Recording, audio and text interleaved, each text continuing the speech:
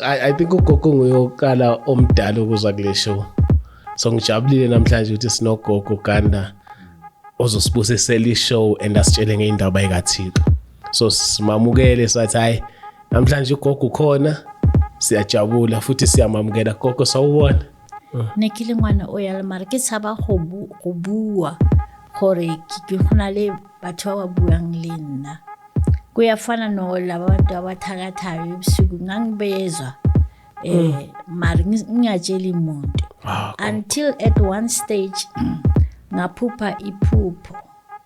Cala leli phupho leli belingizela ngibona njalo ngumuntu prior to that ngaphupha ugogo ozala umkhulu wami but I was participating well at the church kanti bayangibona labazali laba abaphathi besonto.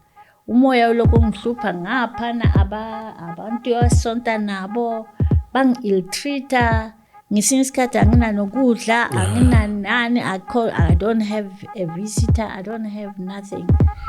So ngashada ke kanti ngiya to the west. To the west gogo. Zikulungele emhlabeni. It's in the Bible.